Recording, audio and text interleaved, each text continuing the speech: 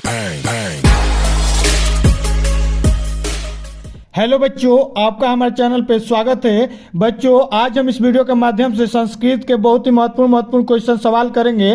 बच्चों ने कमेंट किया कि सर गद्य और पद पे वीडियो बनाइए और संस्कृत में अर्थ कैसे लिखा जाता है, निबंध कैसे लिखा जाता है, इन सभी पे वीडियो बनाइए। तो इस वीडियो के माध्यम से हम लोग देखेंगे कि गद्य कैसे लिखा जाएगा, आएगा तो उसका अर्थ क्या पूछेगा, कैसे उसको अर्थ लिखा जाएगा हिंदी में, पद देखेंगे, निबंध देखेंगे।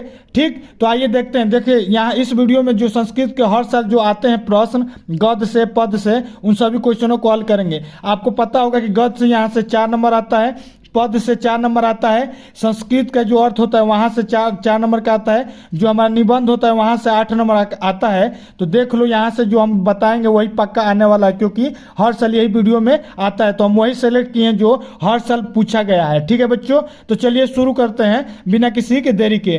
तो बच्चों यहाँ पर देखिए, अगर आप 70 में 70 नंबर चाहते हैं तो इस वीडियो को अगर लास्ट तक देखेंगे तो पक्का कल इसमें से 100% जो हम पढ़ाएंगे फंसने वाला है। ठीक, तो यहाँ पर देखिए, ये जो हमारा पहला नंबर सुक्ति दिया है, ये जो इस टाइप का क्वेश्चन देगा, एक लाइन में देगा, कहेगा कि इसका अर्थ बताओ। ठीक, संदर्भ सहित अर्थ बताना रहता है। ठीक, तो यहाँ पर जो हमारे ये क्वेश्चन है हर साल पूछे जाने वाला क्वेश्चन है, इसको ध्यान से पढ़ लोगे तो आराम से इसको कर लोगे। तो देखो बच्चों ये क्या कह रहा है कि मुढ़े पसार खड़ेशु रत्न संज्ञा विधीयते।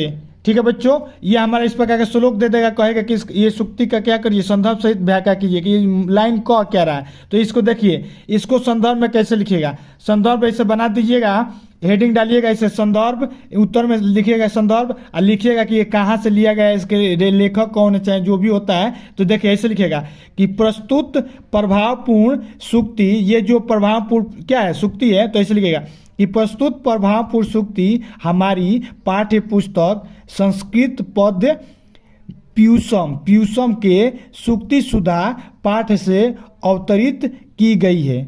ठीक है बच्चों, इस लाइन को याद कर लीजिए। कोई भी आएगा दूसरा भी इसके जगह पे दूसरा आएगा तो सब वही लिखिएगा, यही प्रस्तुत प्रभावशाली सुक्ति हमारी पाठ्य पुस्तक संस्कृत पद, ये प्यूसम के जगह पे चैप्टर का नाम रख दीजिएगा। और उसके बाद के ये वाला जो है, जो हमारे चैप्टर का नाम होगा सुक्ति सुधा चाहे जो भी होगा वहां पर ये नाम रख दीजिएगा। और उसके बाद पाठ से अवतरित की गई है। ठीक, इसमें भौतिक पदार्थों को रत्न न मांगने का उपदेश दिया गया है। ठीक है बच्चों, इतना लाइन लिख दीजिएगा संदर्भ। एग्जामिनर आपको पक्का संदर्भ चेक करेगा, आप व्याख्या में कुछ भी लिखेंगे इतने में समझ जाएगा कि बच्चा समझ गया है। ठीक, तो इसमें देखिए ये जो लाइन है ना, इस लाइन में क्या किया गया है, इसे लिखा गया है, इसमें भौतिक पदार्थों को रत्न न मानने का उपदेश दिया गया है। मतलब कि जो हम लोग का भौतिक सुख मिलता है तो उससे हम लोग क्या आता है, वो हम लोग का रत्न नहीं माना जाता है। ठीक, हम तुमको पैसा दे देंगे तो वो उससे तुमको खुशी नहीं मिल पाता है, उसी बारे में डिटेल में बात किया गया है। तो व्याख्या कैसे करिएगा, देखिए बच्चों, व्याख्या में लिखिएगा कि इसको पूरा कंठस्थ कर लीजिए, याद कर लीजिए, लिखिएगा इसे, सांसारिक मनुष्य भौतिक सुखों को ही वास्तविक सुख मान लेता है। सभी लोग क्या करते हैं, जो भौतिक सुख होता है उसी को वास्तविक सुख मान लेते हैं। उनके इस अज्ञान से कारण ही वे हीरे रत्न मणियों आदि को ही वास्तविक रत्न मान लेते हैं, पैसे को वास्तविक रत्न मान लेते हैं, ऐसे बना के लिख दीजिएगा। और वे अपने परम लक्ष्य आनंद स्वरूप ब्रह्म को प्राप्त नहीं कर पाते हैं, ब्रह्म के रूप में मतलब प्राप्ति नहीं कर पाते हैं। और आगे लिखिएगा कि लक्ष्य प्राप्त करने के लिए 3 वास्तविक रत्न आवश्यक है, सात्विक जल, सात्विक अन्न और सुंदर और सात्विक वचन। ठीक है बच्चों, हमारा कोई भी लक्ष्य प्राप्त करने के लिए 3 रत्न आवश्यक है, ना कि पैसा हीरा सोना। कौन कौन चीज चाहिए, सात्विक जल चाहिए, सात्विक अन्न चाहिए या सुंदर चाहिए, और सात्विक वचन होना चाहिए, मतलब सत्य वचन होना चाहिए। ठीक, उसी प्रकार देखिए आगे लिख दीजिए कि इन रत्नों से मन पवित्र हो जाता है। किन रत्नों से, पैसा चांदी हीरे से नहीं, किससे, सात्विक जल से, सात्विक अन्न से और सात्विक वचन से, ऐसे लिख दीजिएगा। जबकि भौतिक वस्तुओं से मन अपवित्र हो जाता है। इतना लाइन लिख देंगे बच्चों, एग्जामिनर आपको पूरा 4 में 4 नंबर दे देगा। ठीक है, और देखो एक और सुक्ति देख लो, ये सुक्ति जो है बहुत इंपॉर्टेंट है, ये भी सुक्ति बहुत इंपॉर्टेंट है। इसको देखो, कह रहा है कि काव्य शास्त्र विनोदेने कालो गच्छति धीमतान। ठीक है बच्चों, तो इसको देखिए कहाँ कहाँ से लिया गया, ये भी बहुत बार पूछा है। ठीक, तो एक बार में आपको कई 2 पूछता है, 3 पूछता है, कहता है कि कोई एक करो। ठीक, तो यहाँ इसका संदर्भ लिखिएगा कि प्रस्तुत प्रेरणास्पद सूक्ति। यहाँ पर प्रेरणास्पद है, उसमें क्या था, प्रभाव था, तो कोई भी लग सकते हैं। प्रभाव यहाँ पर डाल सकते हैं कि प्रभावपूर्ण सूक्ति हमारे पाठ्य पुस्तक संस्कृत पद पीयूषम के सूक्ति सुधा पाठ से अवतरित की गई है। इसमें अब इसके बारे में लिख दिया कि ये कह क्या रहा है, तो इसको लिखिएगा, इसमें बुद्धिमान व्यक्ति तथा मूर्ख व्यक्तियों के समय व्यतीत करने की विधि वर्णित की गई है कि मूर्ख व्यक्ति कैसे टाइम व्यतीत करते हैं और जो चालाक होता है वो कैसे टाइम व्यतीत करता है। जैसे आप ही हैं, आप यहाँ पर चैनल पर आए हैं, कितने बच्चे होंगे कि कह रहे होंगे कि क्या पढ़ना है, तो आप समय अपना सही व्यतीत कर रहे हैं। कुछ लोग इधर उधर घूम रहे हैं जबकि पेपर का समय चल रहा है। तो ठीक है, उसी प्रकार यहाँ पर व्याख्या में लिखिएगा, ऐसे लिखिएगा कि बुद्धिमान व्यक्ति नम्रता, दया, प्रेम, उदारता आदि सद्गुणों से युक्त होता है। जो बुद्धिमान व्यक्ति होता है ना, नम्र होता है, दया होता है, उसके अंदर प्रेम होता है, उदारता रहता है, ये सभी गुण उसमें क्या होते हैं, पाए जाते हैं। उसी प्रकार इसे लिखिएगा, उनमें ईर्ष्यादेश और अहंकार की भावना नहीं होती है। यही कारण है कि बुद्धिमान व्यक्ति अपना समय काव्य एवं शास्त्र के चिंतन में व्यतीत करता है। ठीक है बच्चों, इतना लिखते जाइएगा। फिर लिखिएगा, जिससे उनके सद्गुणों का विकास होता है। अब भाई कोई भी दिन भर अपना काव्य में बिताएगा, शास्त्र में बिताएगा, तो चिंतन करेगा तो क्या होगा, जाहिर सी बात है उसका गुण भी विकास होगा, मन भी विकास होगा, नॉलेज भी बढ़ेगा, ज्ञानी हो जाएगा। फिर आगे लिखिएगा, शेष समय में वे विनोद भी करते हैं, परंतु पवित्र भाव से ही। इस प्रकार बुद्धिमान व्यक्ति अच्छे कार्यों में ही अपने मन को लगाते हैं। ठीक है बच्चों, जो अच्छे लगते हैं इसीलिए क्या करते हैं, लगाते हैं। इसका सभी का श्लोक का अर्थ इसे लिखिएगा। फिर लिखिएगा, तथा मूर्खों का समय बुराइयों से रात दिन सोने में तथा लड़ने झगड़ने में व्यतीत होता है। तो देखिए ये इस ऐसे लिए याद कर लीजिए, इस प्रकार के ये जो श्लोक आएगा तो लिखिएगा कि बुद्धिमान व्यक्ति नर्म होता है, दया होता है, प्रेम होता है, और वो अपना मैक्सिमम समय कहाँ बिताता है, चिंता करने में, चिंतन करने में, मेडिटेशन कहते हैं। और एक है हमारा काव्य को सुनने में, गाने में, इस समय व्यतीत करता है, जिसका मन पवित्र हो जाता है। बुद्धिमान व्यक्ति कहाँ टाइम व्यतीत करता है, झगड़ने में, रात दिन को इधर उधर घूमने में, लड़ने में, झगड़ने में, मूर्खों के साथ समय बिताने में, एक दूसरे की बुराइयाँ करने में। ठीक, तो वो क्या होता है, अपवित्र हो जाते हैं। ठीक है बच्चों, इतना लिख देंगे, एग्जामिनर आपको फुल नंबर दे देगा। एक देखिए और ये भी इंपॉर्टेंट है, कह रहा है कि ब्राह्मो मुहूर्ते बुध्यते, ये बस इतना ही देगा, कहेगा कि इसका अर्थ बताइए। तो इसका अर्थ ऐसे लिखिएगा कि पहले संदर्भ लिखिएगा कि प्रस्तुत सूक्ति मनुस्मृति से संकलित हमारी पाठ्य पुस्तक संस्कृति पद पीयूषम के विद्यार्थियों पाठ से अवतरित है। ऐसे भी लिख सकते हैं, हम अलग अलग लिख दें कि जो आपको उचित लगेगा वो याद कर लीजिए। जो पीछे बताए तो उसका भी मेथड लगा के मनुस्मृति लिख लीजिएगा कि मनुस्मृति चैप्टर से लिया गया है। ठीक है बच्चों, और उसके बाद थोड़ा सा एक लाइन ये लिख दीजिए कि इसका मतलब क्या है। तो इसका मतलब ये है कि इसमें ब्राह्म मुहूर्त के जाकर धर्म का चिंतन करने की बात की गई है। ठीक है बच्चों, अब इसका व्याख्या देखिए क्या होगा। कह रहा है ना, ब्राह्म में मुहूर्ते बुध्यते मतलब बुद्ध को प्राप्ति हो जाते हैं। बुद्ध को प्राप्ति मतलब कि ज्ञानी हो जाते हैं। ठीक, तो आइए देखिए इसका व्याख्या इसे लिखेगा कि मनु जी महाराज जी कहते हैं कि मनुष्य को ब्राह्म मुहूर्त में जाना चाहिए, जिसके पश्चात धर्म एवं अर्थ का चिंतन करना चाहिए, शारीरिक कष्टों और उसके कारणों को जानना चाहिए तथा भेद के अंत तत्व को भी जानना चाहिए, तभी निश्चित रूप से मानव का कल्याण होगा। इसका मतलब ये है ना कि जो हम लोग मेडिटेशन करते हैं, ब्रह्म मुहूर्त में जागते हैं, इससे क्या होता है कि हमारी चिंतन बढ़ती है, हमारी ज्ञान शक्ति बढ़ती है, इससे हमारे एक मानव का अलग ही लेवल का कल्याण होता है। तो इतना लिख दीजिएगा। ठीक, इतना लिख देंगे तो आपको फुल नंबर मिल जाएगा। ठीक है बच्चों, अब देखिए ये जो क्वेश्चन है यहाँ से 4 नंबर का भी आता है। ये हमारा क्या है, ये आएगा कि 2 श्लोक दे देगा, कहेगा कि इसका संस्कृत में ही अर्थ बताइए। हम उधर आपको क्या बता रहे थे, हिंदी में बता रहे थे, अब इसमें क्या करना है, संस्कृत में ही बताना है। तो देखिए कैसे बताइएगा, लिखिएगा, पृथ्व्याम त्रिवी रत्नानि जलमनम शुभ शीतम मुधेम पसार कढ़ेसु रत्न संज्ञा विद्यते। ये जो हमारा श्लोक है, ये श्लोक दे देगा, आपको कहेगा कि इसका संस्कृत में अर्थ बताइए, तो इसको क्या कर दीजिए, कंठस्थ कर लीजिए। 3 आपको बताएंगे, 3 याद कर लेंगे, फिक्स उसमें से 2 आ जाएगा, यहाँ से आप 4 नंबर का कर ले जाएंगे। ठीक है बच्चों, तो ये वाला इंपॉर्टेंट है, इसको पढ़ लो, इसको नोट कर लो, अपने कॉपी पे नोट कर लो। पेपर अभी कल है, कल तक तुम आराम से इसको पढ़ लोगे, इसको नोट कर लोगे, जितना बार रट लोगे आएगा, यहाँ से 4 नंबर तुम आराम से उठा लोगे। देखो कैसे लिखना, संस्कृत अर्थ लिखना इसे, कि इस श्लोक जो कह रहा है ऐसे लिखना। इसी श्लोकों में से देखें, हम बताएंगे कि कहाँ कहाँ से वर्ड लिया गया। यहाँ देखिए लिखा है ना, पृथ्व्या त्रीणि रत्नानि जलमनम सुभाषिति। कह रहा है ना, पृथ्व्या मतलब पृथ्वी पर उपस्थित विभिन्न प्रकार के जो रत्न है, जलमन है, हमने आपको बताया पिछले वीडियो में, वही सब बता रहा है। जल है, मन है, ये सब कैसे प्राप्त किया जाता है, जबकि मतलब कैसे ये सब जो रत्न है ये असली रत्न कहलाते हैं। कौन चीज़, जल, शुद्ध मन, सच्चा बोलने वाला, ये सब क्या है, ये सच्चे रत्न है। ना कि मूढ़ व्यक्ति जो होता है उसके पास रत्न संज्ञा कुछ नहीं होता है, रत्न कुछ नहीं होता है। तो उसी को देखिए संस्कृत में ऐसे लिखिएगा कि अस्मिन श्लोके, जो ये श्लोक है तो लिखिएगा अस्मिन श्लोके, ये श्लोक कवि कथयति यत, कहता है, इस श्लोक में कवि कहता है, इसे लिखेगा अस्मिन श्लोके कवि कथयति। इतना लाइन याद रखिए, सभी श्लोकों में इतना लिखना है, अस्मिन श्लोके कवि कथयति। कुछ भी यहाँ पर आएगा, ये नहीं आएगा, दूसरा आएगा, तो ये वाला लाइन तो लिख ही दीजिएगा कि अस्मिन श्लोके कवि कथयति यत तक लिखिएगा।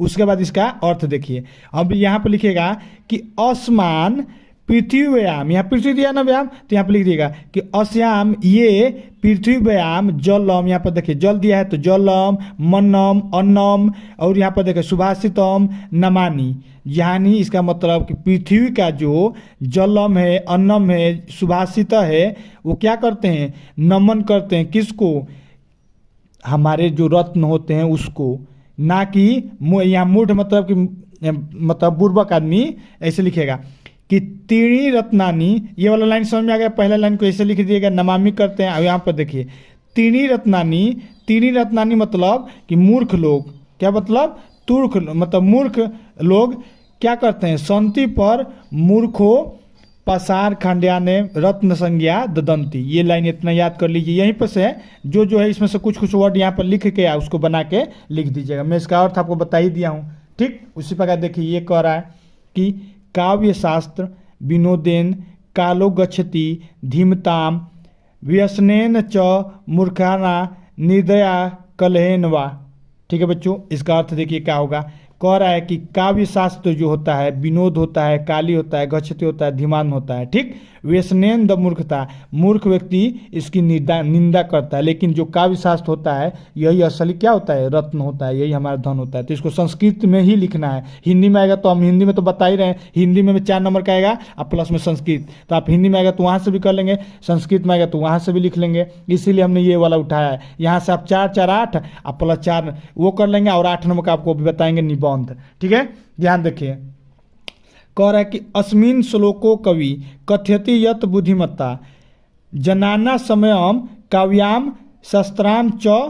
ठीक, ये पहला लाइन का है। कह रहा है कि अस्मिन श्लोकों में कवि कह रहा है, इसे लिखिए अस्मिन श्लोके कवि, ये वाला लाइन लिखिएगा, कथयति यत, सभी में ये वाला लाइन लिखना है। ठीक है बच्चों, और उसके बाद लिखना बुद्धिमत्ता। बुद्धिमत्ता जो होता है जन्म लेता है समय पे काव्य को, शास्त्र को सुनने पर, जानने पर।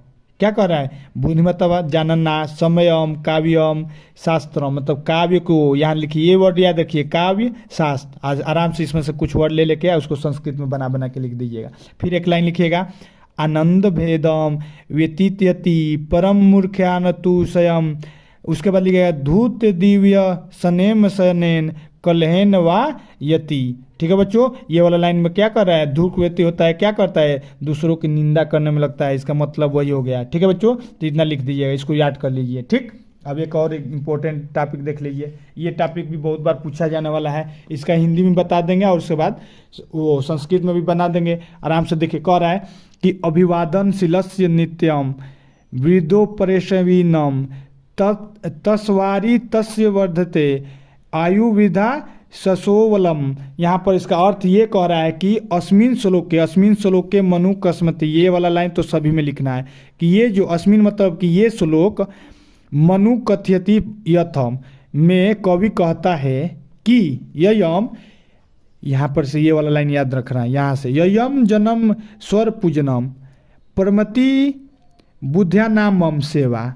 ठीक, ये पहला नामिका है। जो आदमी सेवा करता है, यहाँ पर लिखेगा ऐसे, जो पूजा करता है, प्रणाम करता है, बुद्धिमान होता है। सेवा जो करता है, तथ्य जन को आयु उसकी, विद्या, यश, बल और उसकी क्या होता है, बुद्धि बढ़ जाती है, वर्धनते। तो इसका मतलब यही कह रहा है कि यहाँ पर देखिए कह रहा है ना कि जो व्यक्ति, इसका अर्थ इससे संबंध ये वाला जो वर्ड है लिख दीजिएगा बना के, ये वाला वर्ड में देखिए, जो व्यक्ति अभिवादन करता है, ध्यान से सुनिए, यहाँ पर लिखा है ना अभिवादन। अभिवादन मतलब दूसरे के रिस्पेक्ट करता है, शीतल होता है, दूसरे के प्रति आदर करता है।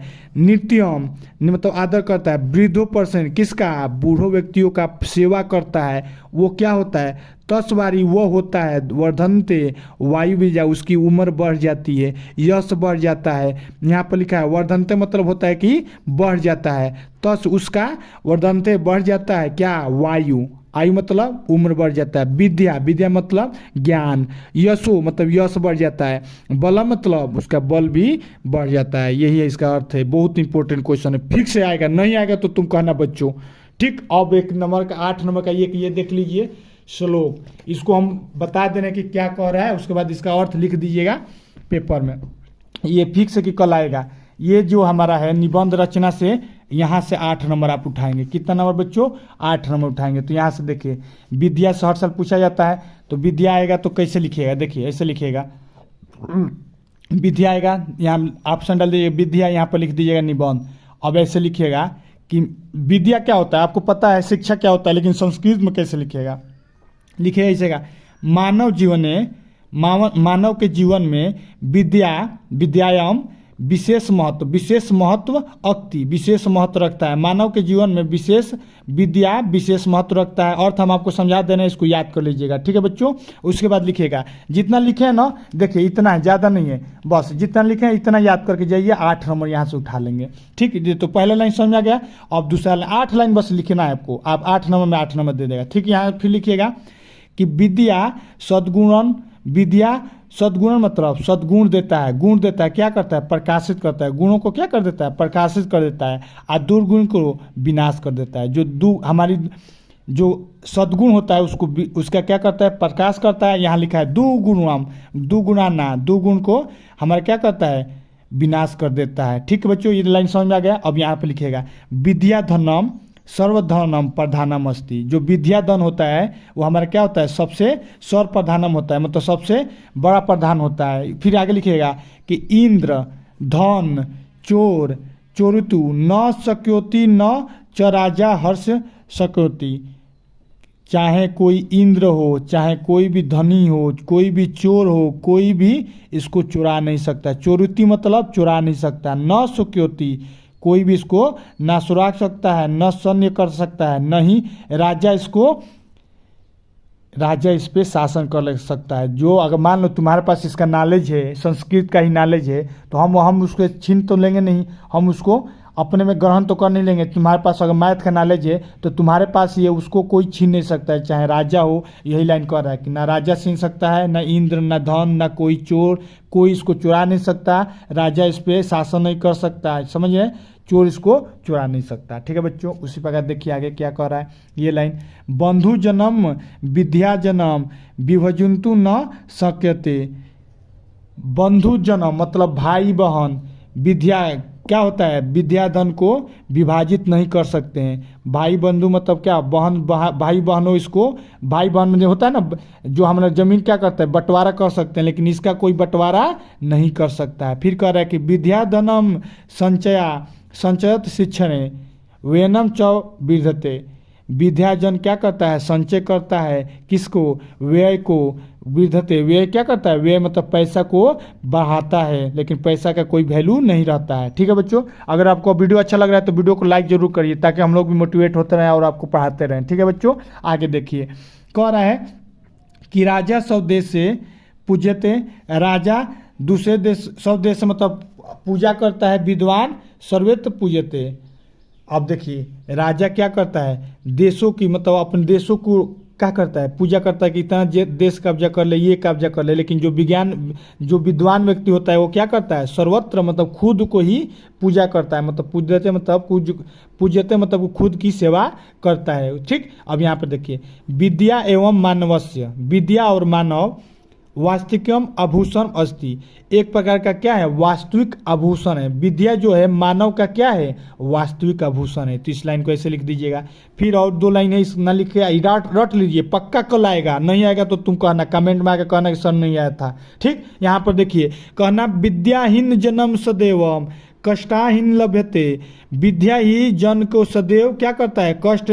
विद्याहीन जो विद्याहीन कह रहा है, मतलब विद्या जिसके पास नहीं होता है वो सदैव कष्ट में रहता है, याद रखिएगा, क्योंकि उसके बाद नॉलेज ही नहीं रहेगा, कैसे उससे उभरा जाए। फिर यहाँ देखिए, यदि वयम सुख वछातम, यदि उसके पास विद्या होता है तो वो सुख प्राप्त करता है। तही परिश्रम विद्योपति कुरियानम,